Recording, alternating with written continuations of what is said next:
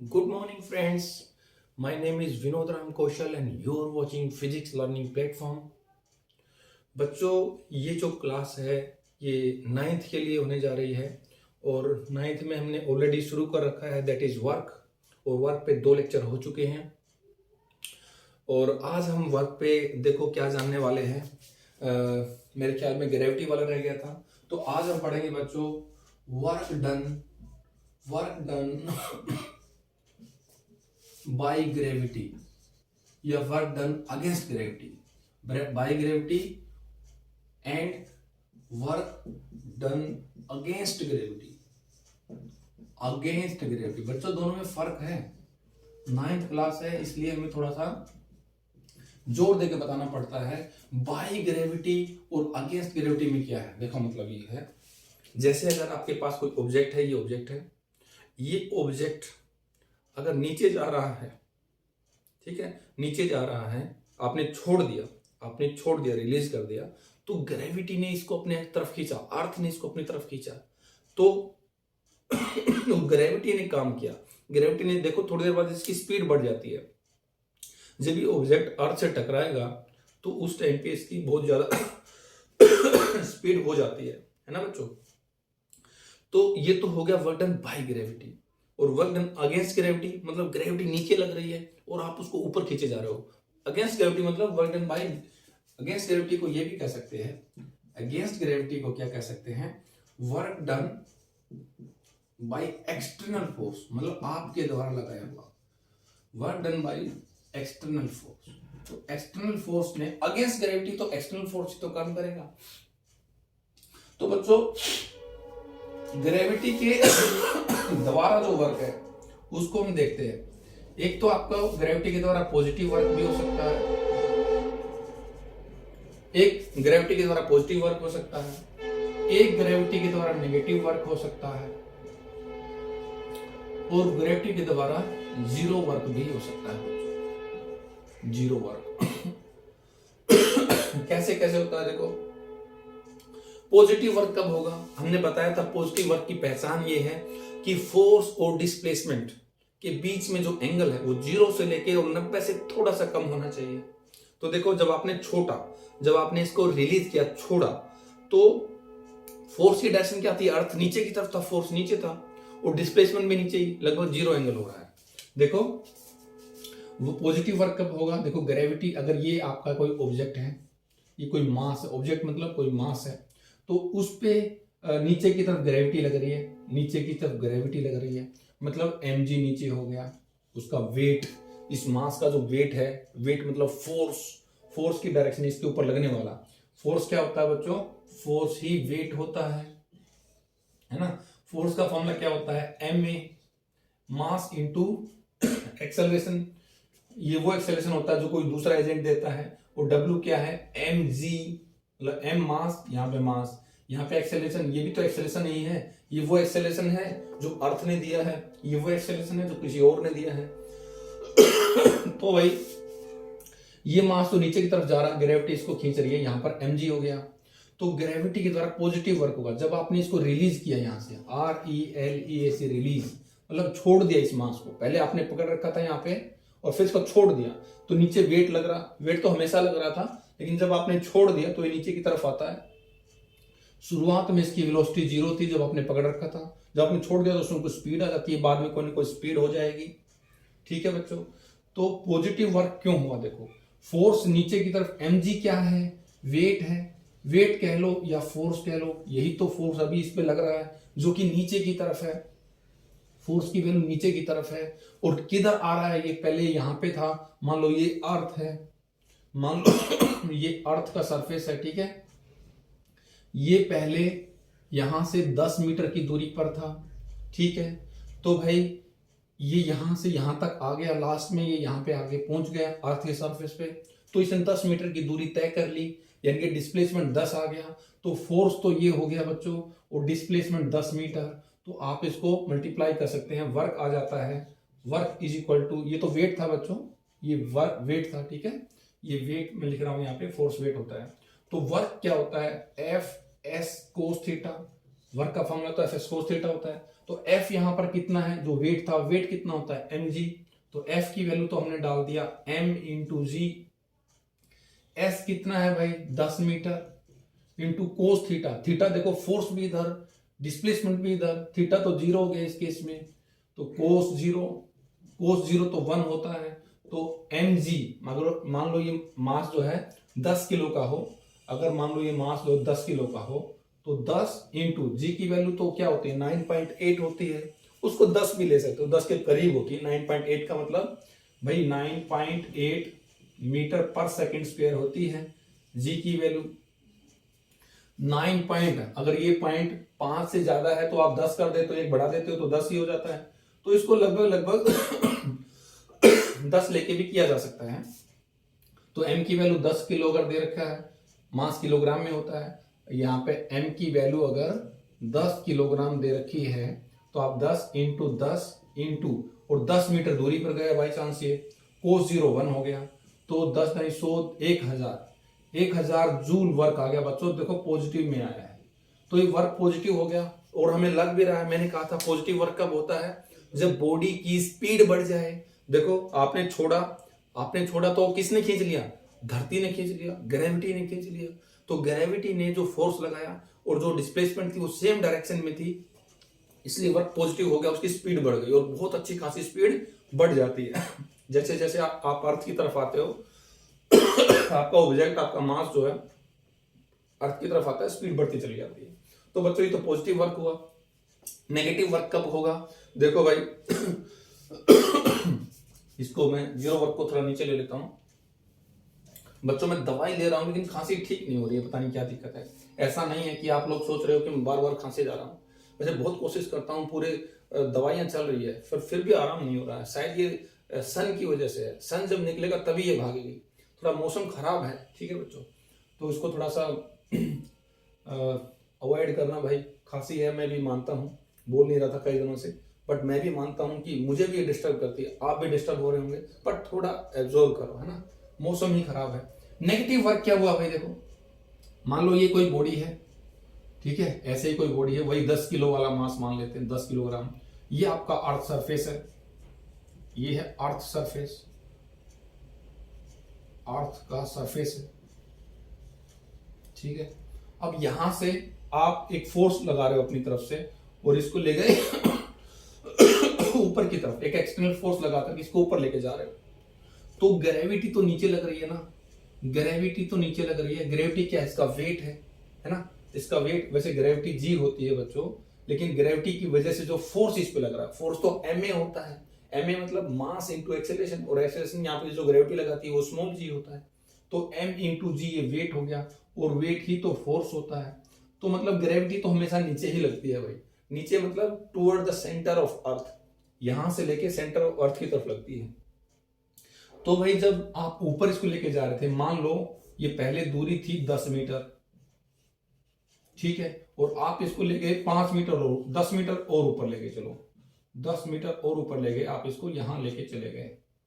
इस दौरान जब आप इसको 10 मीटर से 20 मीटर पे ले गए, देखो यहां से 20 हो गया, ये यहां जब लेके चले गया, तो ठीक है, आपने जो वर्क किया, आपने फोर्स इधर लगाया, डिस्प्लेसमेंट भी इधर हो गई ऊपर, तो ठीक है, थीटा 0 है। ऊपर ले जाने के केस में जो आपने फोर्स लगाया, आपके द्वारा लगाए हुए फोर्स की वजह से वर्क पॉजिटिव हो गया, वर्क पॉजिटिव। क्या, एक्सटर्नल वर्क जो आपने लगाया है वो तो पॉजिटिव हो गया, लेकिन भाई जब आप इस मास को यहां से ऊपर लेके जा रहे थे, आपने जब फोर्स लगाया था एक्सटर्नल, उस दौरान ये थोड़ी है कि ग्रेविटी नहीं लग रही थी ग्रेविटी भी तो लग रही थी, तभी तो आपको फोर्स लगाना पड़ा उसको ऊपर ले जाने के लिए। ग्रेविटी हमेशा लगती है बच्चों, तो ठीक है, ग्रेविटी लग रही थी, आप उसको ऊपर ले जा रहे थे, तो आप ऊपर ले जा रहे थे, उस टाइम पे आपके द्वारा फोर्स के, आपने जो फोर्स लगाया उसके द्वारा तो वर्क पॉजिटिव निकाल लिया आपने। इसी टाइम पर, सेम टाइम पे ग्रेविटी भी तो लग रही है, मतलब तो ग्रेविटी मतलब फोर्स होती है, और जहां भी कहीं फोर्स होता है, डिस्प्लेसमेंट होता है, तो वर्क होता है। तो ग्रेविटी नीचे है इस टाइम पे, जब आप इस बॉडी को ऊपर लेके जा रहे हो, ग्रेविटी नीचे है और डिस्प्लेसमेंट ऊपर है। तो इसी टाइम पर जब आपने पॉजिटिव वर्क किया था, इस टाइम पे ग्रेविटी नेगेटिव वर्क किया है। देखो कैसे, आप ऊपर लेके जा रहे हो, आपकी स्पीड को कम कर रही है ग्रेविटी। ग्रेविटी नीचे और डिस्प्लेसमेंट ऊपर। देखो ग्रेविटी नीचे, बच्चों देखो ग्रेविटी नीचे की तरफ, डिस्प्लेसमेंट ऊपर। देखो ग्रेविटी नीचे, डिस्प्लेसमेंट ऊपर, आप डिस्प्लेसमेंट करा रहे हो। लेकिन इस टाइम पर एट द सेम टाइम में साइमल्टेनियसली ग्रेविटी नीचे, डिस्प्लेसमेंट ऊपर। यहां पर ग्रेविटी के द्वारा थीटा देखोगे बच्चों तो 180 हुआ। तो वर्क डन बाई ग्रेविटी क्या कैसे लिखोगे यहां पे, work done by gravity, work done by gravity in displacing mass, या ऑब्जेक्ट भी बोल देते हैं बच्चों मास को। ऑब्जेक्ट कहो या मास को, भाई हर एक ऑब्जेक्ट का मास तो होता ही है ना। Work done by gravity in displacing mass, क्या हो जाएगा, देखो ग्रेविटी नीचे है और डिस्प्लेसमेंट ऊपर की ओर है, तो इसमें क्या लिखेंगे, ग्रेविटी नीचे। देखो ग्रेविटी नीचे, फोर्स मतलब नीचे, ग्रेविटी कह लो, वेट कह लो, ये आपका मास था, ठीक है। और ऊपर की तरफ डिस्प्लेसमेंट हुआ, तो एंगल कितना दिख रहा है आपको, देखो 180, और कोस 180 लगाओगे आप। अब वर्क डन बाई ग्रेविटी, देखो एक्सटर्नल फोर्स के बाद वर्क डन पॉजिटिव हो गया था। क्यों हो गया था, क्योंकि एफ एस कोस 0 कर देता, कोस 0 1 हो जाता है, ठीक है। अच्छा, यहां पर ग्रेविटी के द्वारा वर्क डन देखो, एफ एस कोस कितना 180, और कोस 180 बच्चों -1 होता है, हमने बताया था, ग्राफ से आप दोबारा देख सकते हो, एफ एस कोस 180, ठीक है। तो ग्रेविटी के द्वारा जो फोर्स होता है बच्चों, फोर्स की वैल्यू mg ही लेते हैं, जितना mg है नीचे की तरफ उतना ही ऊपर लगा दो। तो m की वैल्यू कितनी है, 10 किलोग्राम, और g कितना होता है 10, तो ये तो f हो गया, मतलब mg हो गया। और s कितना लेके गए आप ऊपर, यहां से कितना डिस्प्लेस करा दिया आपने, 10 में, इंटू कोस 180 -1, कोस 180 की वैल्यू -1, तो 10 100 1000 माइनस में 1000 जूल, वर्क जूल में ही मापा जाता है, वर्क एंड एनर्जी दोनों ही जूल में मापी जाती हैं। तो देखो बच्चों, work done by gravity negative आ गया 1000। जब आप ऊपर लेके जा रहे थे, आप तो पॉजिटिव वर्क कर रहे थे, क्यों, देखो आपने जो फोर्स लगाया उसकी वजह से डिस्प्लेसमेंट हो गया। आप फोर्स लगाओ और डिस्प्लेसमेंट हो जाए, इसका मतलब पॉजिटिव वर्क है, ठीक है। लेकिन ग्रेविटी नीचे लगा रही है, लेकिन नीचे डिस्प्लेसमेंट हो नहीं रहा, तो इसका मतलब उसकी स्पीड को कम कर रही है, तो नेगेटिव वर्क हो गया। तो work done by gravity negative हो गया।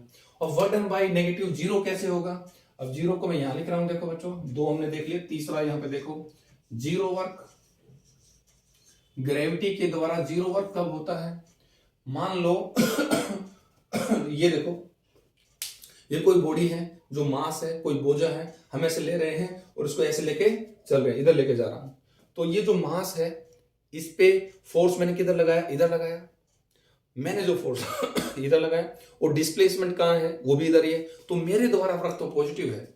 इस मास को उस तरफ ले जाने में जो एक्सटर्नल फोर्स ने काम किया वो तो पॉजिटिव है, लेकिन ग्रेविटी ने क्या काम किया, देखो यहां लिख रहा हूं, work done bye displacing a body horizontally, work done in displacing an object horizontally मतलब पैरेलल, धरती के समानांतर आप लेके जा रहे हो। जैसे मान लो ये कोई मास था, इसको इस तरफ लेके जा रहे हैं, तो क्या होगा भाई, आपने फोर्स इस तरफ लगाया तभी तो इस तरफ ले जा रहे हो, और डिस्प्लेसमेंट भी इधर है, तो पहले यहां था, बाद में मान लो यहां आ गया, तो ये आपका डिस्प्लेसमेंट हो गया, इस डायरेक्शन में ये डिस्प्लेसमेंट हो गया, डायरेक्शन डिस्प्लेसमेंट की भी इधर, फोर्स की भी इधर।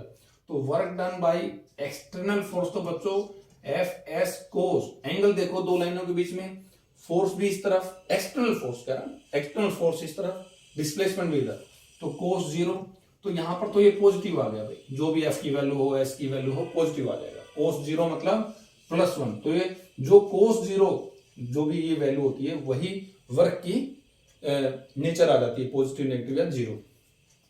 लेकिन बच्चों जब आप इस मास को यहां से यहां ले जा रहे थे, इस टाइम पे एक और फोर्स भी तो ऐड कर रहा था, कौन सा, ग्रेविटी, वो तो हमेशा लगता है, ग्रेविटी नीचे लग रहा था। इस दौरान ग्रेविटी के द्वारा वर्क कितना होगा, ग्रेविटी नीचे, देखो इस टाइम पे साइमल्टेनियसली इसी टाइम पे ग्रेविटी जो W है, वेट है या फोर्स है, जो भी कह लो, वो तो नीचे लग रहा था, डिस्प्लेसमेंट इधर, इनके बीच में कितना एंगल है, थीटा, 90 डिग्री है।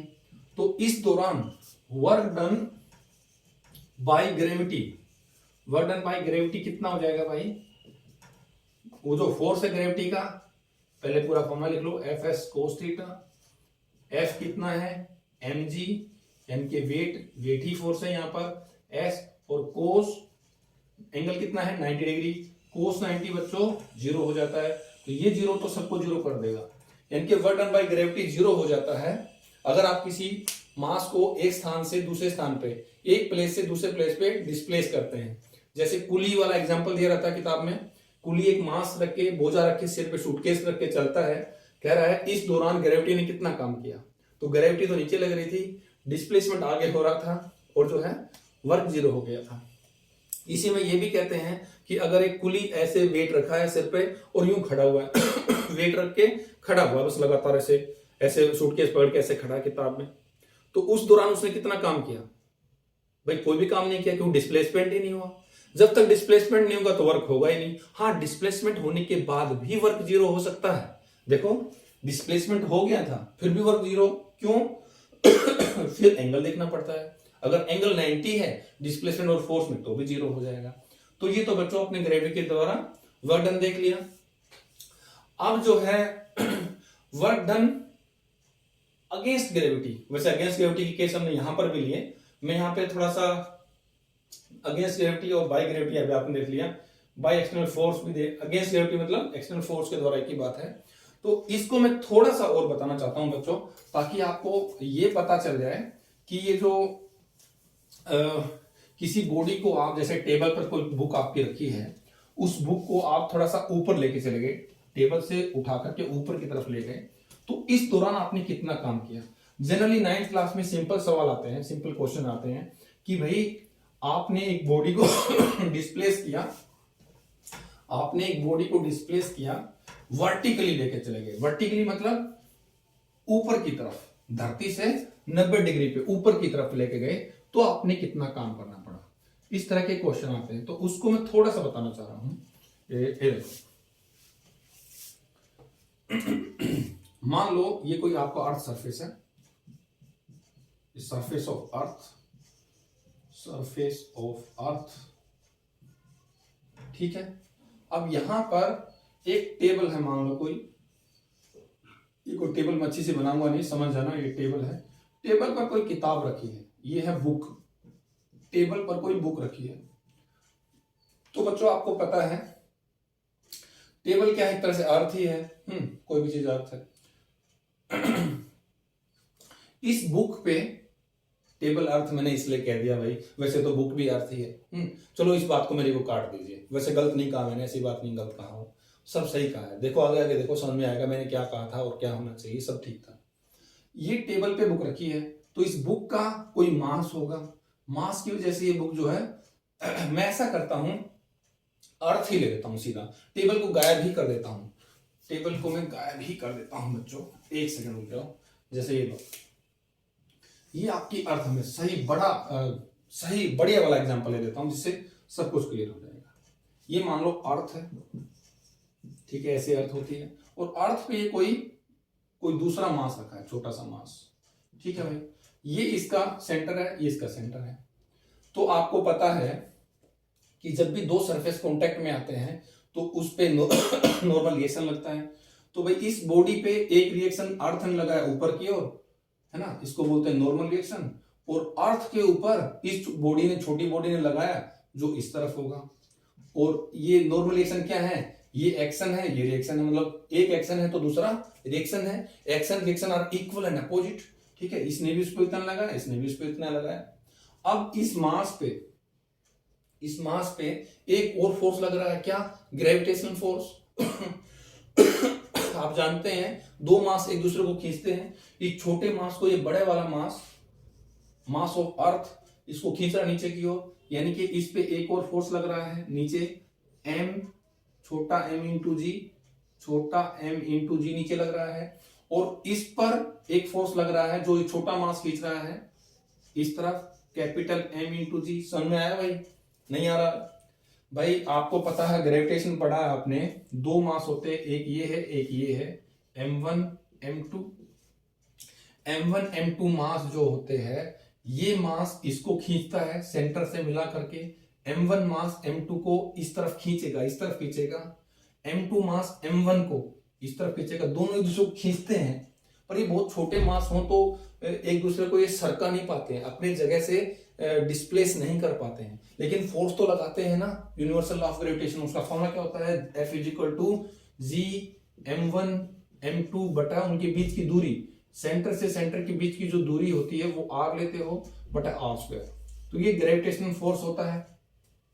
तो भाई इस छोटे मास पे फोर्स बड़े मास ने लगाया, वो क्या होगा, जी m1 m2 by r square. Actual में यहां पर m1 आपने बड़े वाले मास को लिया है ना। तो आपको याद है ना, स्मॉल जी आप क्या लिखते थे, कैपिटल जी m बटा r स्क्वायर, है ना।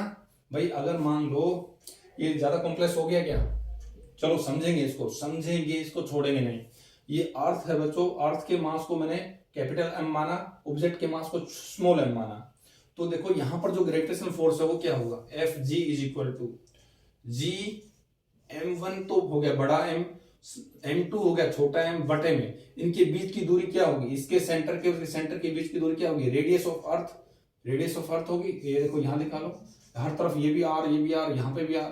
भाई इसका सेंटर, कोई बॉडी का सेंटर ये 6400 किलोमीटर आगे कुछ नहीं है, तो आप ये और ये इस पॉइंट से इस पॉइंट की दूरी या इस पॉइंट से इस पॉइंट की दूरी 6400 किलोमीटर ही मानोगे, इनके r ही रहेगा, ये कुछ मैटर नहीं करता है। तो ये है radius of earth G M by R square. बच्चों इसी को देखो, फोर्स ऑफ ग्रेविटी क्या होती है, उसी को वेट बोलते हैं, इसी को आप वेट बोलते हो, यानी कि एम जी, इसी को वेट ही तो बोलते हैं। देखो हमने कितने एग्जांपल किए, फोर्स क्या होता है, अगर ये मास 10 ग्राम है तो उसका वेट क्या होगा, 10 ग्राम इंटू जी, 10 ग्राम का किलोग्राम बना के इंटू जी से मल्टीप्लाई कर देते हैं, तो फोर्स एम जी होता है is equal to G M बटा आर स्क्वायर। ये सब आपने ग्रेविटेशन में कर रखा है, फिर भी मैं जल्दी से बता रहा हूं। तो यहां से एम कट जाता है, तो स्मॉल जी की वैल्यू, स्मॉल जी का फार्मूला, एक्चुअली फार्मूला ये है, और इसमें अगर आप वैल्यू डालते हो, ये जी की वैल्यू क्या होती है, याद है ना, जी की वैल्यू होती है 6.67 इंटू 10 की पावर -11 न्यूटन मीटर स्क्वायर पर केजी स्क्वायर। ये आपको याद रखनी पड़ेगी बच्चों, ये होती है मास ऑफ अर्थ, एम है मास ऑफ अर्थ, वो होता है 6 इंटू 10 की पावर 24 किलोग्राम, ये मास ऑफ अर्थ होता है। और रेडियस ऑफ अर्थ ये होता है 6.4 इंटू 10 की पावर 6 मीटर। ये तीन चीज ये होती है बच्चों वैल्यू, आपको याद रखनी पड़ेगी। इन तीनों वैल्यू को अगर आप इस फॉर्मूले में डालते हो तो जी की वैल्यू आ जाती है 9.8 मीटर पर सेकंड स्क्वायर, ठीक है। तो इसी वजह से आप इस फार्मूले को, जो ये फार्मूला है बच्चों, इस फार्मूले को G M by R square को स्मॉल जी कर दोगे तो एफ जी क्या हो जाता है, एफ जी देखो जी इंटू एम ही तो हो जाता है, ये तो एम था यूं का यूं, ये जी आ गया, ठीक है। तो ये एम जी जो है ग्रेविटेशन फोर्स हुआ। इक्वल जो आपको एक्शन रिएक्शन फोर्स जो आपने 8th क्लास से पढ़ते आ रहे हो, और हमने यहाँ क्लास में भी आपको समझाया है कई बार, एक्शन और रिएक्शन जो होते हैं वो पेयर होते हैं, इक्वल भी होते हैं, अपोजिट होते हैं, और सेम नेचर के होने चाहिए। तो बच्चों देखो इस स्मॉल मास पर एक वेट लगा mg, जो उसका मास है, इंटू जी। इस अर्थ के सेंटर पर अर्थ का मास इंटू जी, वो किसकी तरफ, उस स्मॉल मास की तरफ एक फोर्स ऐसे लगेगा, ठीक है। इस पे ऐसे लगा, और इस पे एक नॉर्मल रिएक्शन लगाया, अर्थ पे नॉर्मल रिएक्शन लगाया इसने, ठीक है। अर्थ के ऊपर नॉर्मल रिएक्शन किसने लगाया, देखो जब दो चीज आपस में होते हैं, जैसे एक ये है ऐसे लगाया, तो एक नॉर्मल रिएक्शन ये वाला हाथ इस पे नीचे लगा रहा है, तो ये इस पे ऊपर लगाएगा, तभी तो टेबल पे रखी हुई बुक रखी रहती है। क्यों, बुक के ऊपर जो वेट है वो नीचे है, और बुक जो है टेबल के ऊपर नीचे की तरफ एक वेट लगा रही है, और टेबल का जो सरफेस है वो बुक के ऊपर नॉर्मल रिएक्शन दे रहा है, इसकी वजह से वो बैलेंस हो जा रहे हैं, ठीक है। तो यहां पर देखो नीचे की तरफ ये वेट लगा था, और इस पे, इस बॉडी पर जो स्मॉल मास था, ऑब्जेक्ट जो था, जो भी आपने अर्थ पर रख रखा था, इस पे एक नॉर्मल रिएक्शन लगाया किसने, अर्थ ने, ऊपर की तरफ देखो, अर्थ ने इसको ऊपर की तरफ लगाया, और इसने अर्थ पे नीचे की तरफ लगाया, ठीक है। तो ऐसे में ये जो नॉर्मल रिएक्शन है, इसने ये कौन सा बॉडी है, छोटे वाला बॉडी है बच्चों, थोड़ा सा कॉम्प्लेक्स हो गया है, भीड़ होगी। दोबारा से देखो, ये जो मास है, ये छोटा मास है, इसके ऊपर एक नॉर्मल रिएक्शन अर्थ ने ऊपर लगाया और इसने अर्थ के ऊपर लगाया, इसने अर्थ के ऊपर नॉर्मल रिएक्शन लगाया, ये ऐसे की तरफ सरफेस पे। तो अगर आप इन दोनों के फ्री बॉडी डायग्राम अलग अलग से बना के देखो तो क्या है, देखो अर्थ तो ये हो गई आपकी, इस अर्थ पे एक तो नॉर्मल रिएक्शन यहां लगा है और सेंटर पे ये mg इधर लगा है, ठीक है, ठीक हो गया। और जो आपका छोटा बॉडी था उसको मैं अलग से दिखा रहा हूं, ये मास m था, इस छोटे बॉडी पर एक नॉर्मल रिएक्शन ऊपर की ओर लग रहा है और इस पे एक mg नीचे की तरफ लग रहा है, इसका वेट, ठीक है। तो आप अर्थ को मत डील करो, बस इस को देखो, इस को देखोगे तो क्या लग रहा है कि इस छोटे से मास m पर एक तो ऊपर नॉर्मल रिएक्शन लग रहा है, एक नीचे mg लग रहा है। सोचो एक चीज अर्थ के सरफेस पे रखी हुई है, जैसे मैंने टेबल लिया था, है ना, अर्थ के सरफेस पे रखी है और हम देख रहे हैं वो रखी ही हुई है। जैसे मैं अभी अर्थ पे खड़ा हूं और मैं आराम से खड़ा हूं, क्या हो अगर मैं कागज के कुछ डिब्बों पे खड़ा हूं तो मैं उसके अंदर धंस जाऊंगा या कीचड़ में धंस जाऊंगा। इसका मतलब कीचड़ हमें नॉर्मल रिएक्शन नहीं दे पा रहा। ये जो बॉडी है या मैं जो खड़ा हूं अर्थ के ऊपर, अर्थ मुझे रिएक्शन दे रही है, तो ये मेरा ब्लॉक डायग्राम है, मेरा फ्री बॉडी डायग्राम है। इस पे क्या हुआ, इस मास पे ऊपर की तरफ नॉर्मल रिएक्शन, नीचे mg, ये दोनों बराबर होने चाहिए। तो हम देख रहे हैं कि जो बॉडी अर्थ पे रखी हुई है वो अर्थ पे ही है, अर्थ में घुस नहीं रही है। तो इक्विलिब्रियम की वजह से, ड्यू टू इक्विलिब्रियम की वजह से हम कह सकते हैं, वी कैन से हम क्या कह सकते हैं कि n जो है वो mg के बराबर है, ठीक है। कई बच्चे इन दोनों फोर्स के जोड़ों को एक्शन रिएक्शन समझ लेते हैं। ये एक्शन रिएक्शन नहीं है बच्चों, ये अलग नेचर का है। ये नॉर्मल रिएक्शन इलेक्ट्रोमैग्नेटिक नेचर का फोर्स है और ये ग्रेविटेशनल फोर्स है, ठीक है। तो ये एक्शन रिएक्शन नहीं है। मैंने इसलिए डायग्राम समझाया कि कई बच्चे इनको एक्शन रिएक्शन समझते हैं। भाई एक्शन रिएक्शन क्या होता है, ये नॉर्मल इधर है, इस पे नॉर्मल इधर है, तो इस पे नॉर्मल इधर हो गया। ये नॉर्मल रिएक्शन का जोड़ा अर्थ ने बॉडी पे लगाया, बॉडी ने अर्थ पे नॉर्मल रिएक्शन लगाया, तो ये और ये एक्शन रिएक्शन है। और इस पे mg इधर लगा, इस पे इधर लगा, देखो mg की वैल्यू और mg की वैल्यू, ये नीचे की तरफ, इस पे ऊपर की तरफ, ये भी इक्वल एंड अपोजिट है। देखो डायरेक्शन इधर है और इक्वल एंड अपोजिट है, ठीक है। तो इस तरीके से हमने ये जाना कि जो नॉर्मल रिएक्शन की वैल्यू होती है n की वैल्यू mg के बराबर आती है। बस यही चीज हमने यूज करनी है वर्क डन अगेंस्ट ग्रेविटी में, वर्क डन अगेंस्ट ग्रेविटी। यहां देखो बच्चों, वर्क डन अगेंस्ट ग्रेविटी,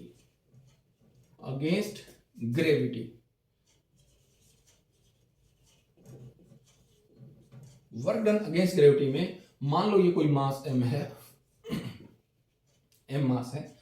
अगर आप इसको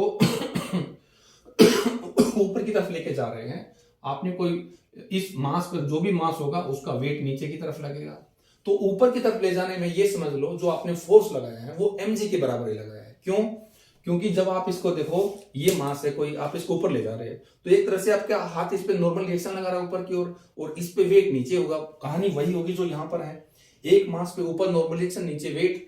तो इस मास पे जो मैं इसको ऊपर लेके जा रहा हूं, work done in lifting a body, देखो एक बॉडी को मैंने लिफ्ट कर दिया, ऊपर की तरफ लेके जा रहा हूं, तो इसमें कितना वर्क करना पड़ा अगेंस्ट ग्रेविटी, ग्रेविटी के अगेंस्ट ही हुआ। देखो ग्रेविटी नीचे, हम ग्रेविटी के अगेंस्ट मतलब एक्सटर्नल फोर्स के द्वारा वर्क कर रहे हैं ऊपर की ओर।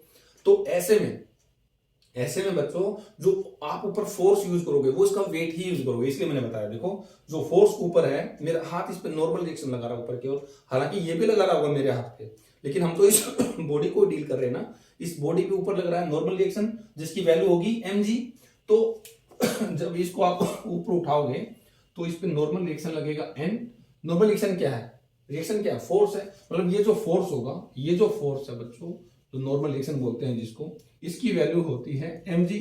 तो किसी बॉडी को अगर आप लिफ्ट कर रहे हो या डिस्प्लेस कर रहे हो ऊपर की तरफ, वर्टिकली लेके जा रहे हो, तो फोर्स तो ये होगा और जो भी डिस्प्लेसमेंट आपने उसको कर दिया, वो डिस्प्लेसमेंट, मान लो आपने यहां से यहां तक कुछ डिस्प्लेसमेंट कर दिया, डिस्प्लेसमेंट जैसे हाइट पे गए तो h ले लेते हैं, तो work done against gravity work done against gravity क्या आ जाएगा, force s into cos theta. अब एक बार बताओ, आपने फोर्स ऊपर की ओर लगाया और डिस्प्लेसमेंट भी ऊपर है, थीटा कितना हुआ बच्चों, 0 डिग्री। तो f की वैल्यू तो वही हो जाएगी बच्चों, एफ क्या है, ये ऊपर वाला जो नीचे की तरफ है, यानी कि वेट के बराबर एस जो आप ऊपर यानी कि आपकी बार आप किसी हाइट पे लेके गए हो, और थीटा कितना है 0 cos 0 1, यानी कि वर्क डन अगेंस्ट ग्रेविटी जो है, work done against gravity, against का मतलब बच्चों जो हमने किया है ग्रेविटी के अपोजिट डायरेक्शन में हमने जबरदस्ती जो फोर्स किया है, वर्क डन अगेंस्ट ग्रेविटी, इसका फॉर्मूला होता है बच्चों mgh, work done against gravity का फॉर्मूला होता है mgh। तो ये आपको समझ में आया, मैं थोड़ा सा आपको ग्रेविटेशन में लेके चला गया, लेकिन हर एक चीज क्लियर है बच्चों, इसमें कोई डाउट नहीं आपको होना चाहिए, ठीक है। तो अब हम इस पे एक दो क्वेश्चन कर लेते हैं। मैं टाइम देखूं कितना हो गया, टाइम है 30 मिनट हो गया बच्चों, इसको 10 मिनट में खत्म करते हैं।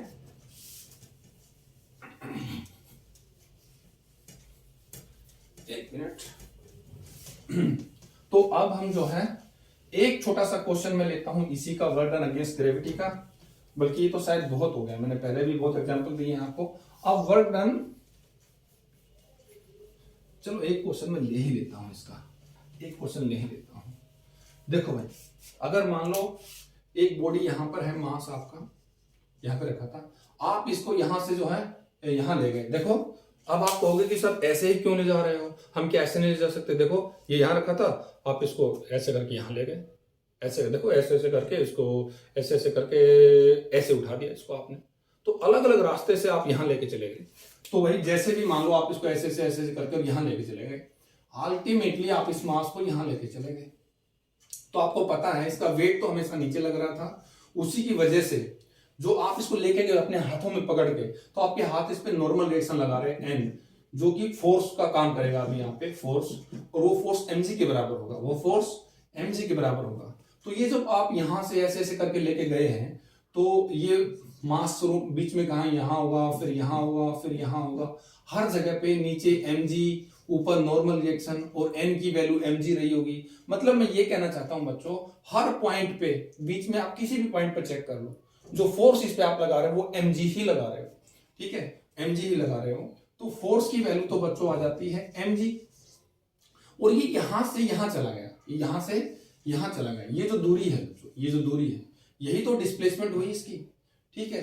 अब देखो आप फोर्स लगा रहे हो ऊपर की तरफ, फोर्स कहां है, नॉर्मली ऊपर की तरफ है, फोर्स की डायरेक्शन हो गई बच्चों ऊपर, देखो फोर्स हो गया ऊपर, डिस्प्लेसमेंट आपका हो गया इस तरफ।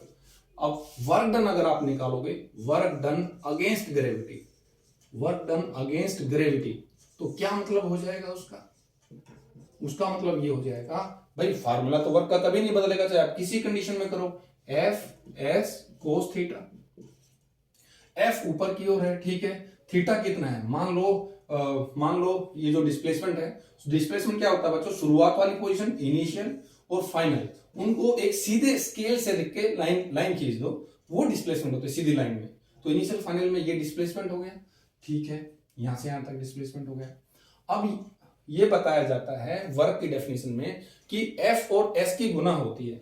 आप या तो ये फॉर्मूला देख लो या ये देख लो, शुरू में क्या बताया था, वर्क होता है एफ और एस की गुना, बस, कोई थीटा वीटा नहीं। लेकिन ये कह रहे हैं कि एफ और एस दोनों एक ही डायरेक्शन में होने चाहिए, फोर्स और डिस्प्लेसमेंट एक डायरेक्शन में होने चाहिए, ठीक है। तो आप कुछ भी लगा लो, देखो यहां पर डिस्प्लेसमेंट है, मान लो ये 60 डिग्री का एंगल बन गया, आपने ये मान लो मास था कोई, ये मास की वैल्यू थी 20 किलोग्राम, 20 किलोग्राम का मास था और आप ऐसे डिस्प्लेसमेंट जो है एस कितना कर दिया आपने, कुल मिलाकर आप ऐसे ऐसे करके शुरुआत वाले और फाइनल वाले पोजीशन के बीच में 50 मीटर का दूरी ले गए, आपको इसको ऐसे ऐसे जैसे तैसे करके ले गए। मैंने एक कॉम्प्लेक्स केस लिया है ताकि आप सब सीख पाओ बच्चों। अब आप 9th पार करने वाले हो रहे हो, तो आपका माइंड ग्रो कर चुका है, इसलिए मैं आपको अच्छी चीजें सिखा रहा हूं। यहां पर डिस्प्लेसमेंट 50 मीटर है, तो ये जो दूरी है बच्चों, ये हो गई 50 मीटर। अब देखो फार्मूला क्या कहता है वर्क का, फोर्स इधर डिस्प्लेसमेंट इधर, चलेगा नहीं, दोनों गुना नहीं कर सकते आप। फोर्स कितना है, फोर्स तो mg होता है, और m कितना है भाई, m तो 20 किलो है, और g तो 10 ले सकते हो, ये हो जाएगा 200। क्या फोर्स की वैल्यू क्या होती है, यूनिट क्या होती है, न्यूटन। तो फोर्स तो हो गया 200 न्यूटन ऊपर की तरफ, डिस्प्लेसमेंट इस तरफ, दोनों एक डायरेक्शन में हो तो गुना करें, या फिर इसमें ऐसे लगा दो, देखो फोर्स कितना आ गया बच्चों 200 न्यूटन, डिस्प्लेसमेंट कितना है 50, एंगल कितना है 60 डिग्री, तो कोस 60 डाल दो।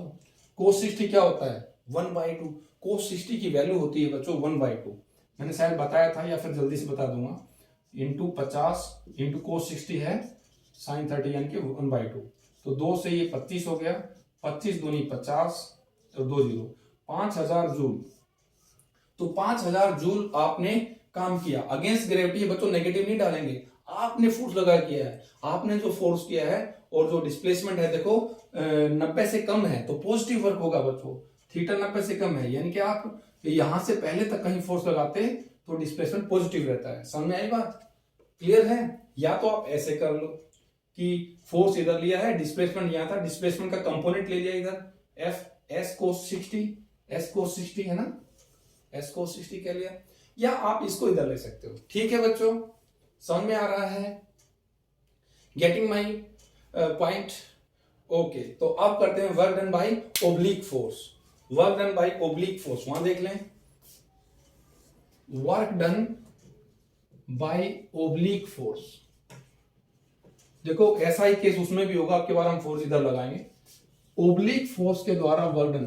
कई बच्चे सोच रहे होंगे 9th से ऊपर का, नहीं बच्चों बिल्कुल 9th क्लास का है, बिल्कुल 9th क्लास का है। अगर किताब में चीजें लिखी हुई आप उसको रटना चाहते हो तो बात अलग है, अदरवाइज हमने समझाया है एक चीज। Work done bye oblique force क्या हुआ, देखो जैसे एक कार का केस दे रखा है, एक खिलौना गाड़ी है और ये इधर धागा लगा करके एक आदमी इसको इस तरफ खींच रहा है फोर्स से, ठीक है, मान लो इस तरफ वो 5 न्यूटन से खींच रहा है, फोर्स की वैल्यू दे दी 5 न्यूटन और ऐसे लगा रहा है, और ये ब्लॉक थोड़ी सी देर बाद, ये तो इनिशियल पोजीशन है, थोड़ी सी देर में ये ब्लॉक जो है, ये मान लो आपका सड़क है, कोई सरफेस है, और थोड़ी सी देर में ये बॉडी यहां पहुंच गई, और कह रहे डिस्प्लेसमेंट उसने s = 10 मीटर ले लिया। कह रहे ऐसा करने में उसने कितना वर्क किया। ओब्लिक का मतलब क्या होता है बच्चों, ओब्लिक का मतलब ये होता है, देखो ये तो फोर्स हो गया हॉरिजॉन्टल एक्स डायरेक्शन में, ये वाई डायरेक्शन में, बीच में कहीं भी होगा ऐसे ऐसे ऐसे, इसको ओब्लिक कहते हैं, मतलब जो किसी एंगल पर है जिसका कोई स्लोप है। देखो इसका कोई स्लोप नहीं है, इसका स्लोप है मतलब ये ओब्लिक है, इसका भी, ये सब ओब्लिक है, ये सब ओब्लिक है, ये ओब्लिक नहीं है, ये ओब्लिक नहीं है, ये ओब्लिक है, ये सब ओब्लिक है। तो ये ओब्लिक फोर्स है, इस तरफ आपका डिस्प्लेसमेंट था, ठीक है, कितना 10 मीटर, और इसके बीच में एंगल दे दिया 60 डिग्री है, या 30 ले लें, आपकी बात चलो 30 ले लेते हैं बच्चों। कह रहे 30 डिग्री का एंगल था फोर्स और डिस्प्लेसमेंट में, तो वर्क डन बाय फोर्स, जो भी आपने फोर्स लगाया उसमें वर्क कितना करना पड़ेगा, वो होता है भाई एफ एस कोस थीटा, ठीक है। तो एफ कितना है 5 न्यूटन, एस कितना है 10 मीटर, थीटा कितना है कोस 30, कोस 30 कितना होता है √3/2, कोस 30 होता है √3/2, 5 × 10 × अंडर में 3/2, जो स्क्वायर रूट पढ़ा होगा आपने 8वीं क्लास में, 2 5 10, ये आ जाएगा 25√3, और बच्चों √3 की वैल्यू होती है 1.732, इसको मल्टीप्लाई कर देंगे तो कोई वैल्यू आपकी आ जाएगी, इतना जूल हो जाएगा, ठीक है। तो ये तो देखो सीधा फॉर्मूला हुआ रटने वाला, आपने फॉर्मूले में डाल दिया। अगर आप नॉलेज लेना चाहते हैं तो क्या करेंगे, या तो फोर्स को इधर ले लो, मैंने कंपोनेंट लेना सिखाया था ना, देखो ये तो फॉर्मूले से कर दिया आपने, एक मैं देखो दिमाग से करता हूं इस क्वेश्चन को, एक मैं माइंड से करता हूं इस सवाल को, ये तो आपने फॉर्मूले से किया। देखो इसी क्वेश्चन को दिमाग लगा के, ये तो आपने फॉर्मूले से कर दिया अंधाधुंध तरीके से आंखें बंद करके, इसको दिमाग लगाओ। देखो वर्क क्या कहता है, एफ एस होता है, एक्चुअल में वर्क की डेफिनेशन यही होती है, लेकिन एफ और एस एक डायरेक्शन में होने चाहिए। तो देखो वर्क = एफ इधर है तो डिस्प्लेसमेंट तो इस तरफ है ना, तो ये 10, इसको इस तरफ ले लो, इसको इस तरफ लोगे तो क्या कंपोनेंट क्या होता है, इसका इस तरफ लेते हो तो कोस में आ जाता है, ये कितना है 10 कोस 30 हो जाता है, इस 10 का इस तरफ हिस्सा आ जाएगा 10 कोस 30, मैंने आपको कंपोनेंट लेने सिखाए थे। तो फोर्स की वैल्यू कितनी है बच्चों, इस तरफ 5 इंटू एस की वैल्यू कितनी है, एस की वैल्यू है 10 नहीं बल्कि 10 कोस 30, इस तरफ लो, इसी की डायरेक्शन में, फोर्स की डायरेक्शन में, ये हो जाएगा 10 कोस 30, तो ये 5 फोर्स था इंटू 10 कोस 30 होता है √3/2, तो 2 5 10, ये आ गया 25√3, देखो वही आ गया। हाँ तो ये ऐसे कर लो, ये तो एक तरीका दूसरा तरीका ये भी कह रहा है कि या तो डिस्प्लेसमेंट को फोर्स की डायरेक्शन में लो या फोर्स को डिस्प्लेसमेंट में लो, यानी कि फोर्स और डिस्प्लेसमेंट अगर दोनों एक डायरेक्शन में हो तो आंख बंद करके गुना कर दो, उतना ही वर्क होगा, कोई थीटा वीटा का चक्कर नहीं है। ठीक है, तो अभी आपने डिस्प्लेसमेंट को फोर्स की डायरेक्शन में ले लिया था। अब क्या करो, दूसरा तरीका, फोर्स को ही डिस्प्लेसमेंट की डायरेक्शन में ले लो, तब भी सही होगा। तो देखो फोर्स को, ये 5 इस तरफ है, इसका इधर कंपोनेंट लगोगे तो 5 cos 30 हो जाता है। तो देखो W इज इक्वल टू, अपने S को यहां पे इतना डाला था, ठीक है, तो अब की बार मैं फोर्स को डाल रहा हूं, फोर्स इंटू S, तो work is equal to force का इस तरफ कंपोनेंट कितना है, 5 cos 30, यहाँ पे 5 है तो 5 का हिस्सा इस तरफ 5 cos 30 आ जाएगा। मैंने कहा था जो एंगल होता है उसके साथ cos लेते हैं, तो ये 5 cos 30, ये F की वैल्यू आई, और इस तरफ S तो 10 ही था, 10 डाल दो, तो 5 cos 30, 5 इंटू cos 30 √3/2 इंटू 10, वही आ जाता है बच्चों 25√3। तो ये तो दिमाग से आपने किया, ऐसे करोगे तो आप चीजों को समझोगे। वो आपने फार्मूला ले रखा था, सीधी वैल्यू डाली, बात खत्म। तो उसमें आपको कुछ पता नहीं चल रहा है, यहां से पता चलता है। तो ठीक है बच्चों, आज का मेरा टारगेट था आपको ग्रेविटी के द्वारा वर्क डन समझाना। आगे हम एनर्जी और पावर को लेके आएंगे। वीडियो काफी लंबा हो चुका है, ठीक है बच्चों। तो अब मेरा इतना ही है कि आप अपना काम करते रहें। ओके बच्चों, ऑल द वेरी बेस्ट।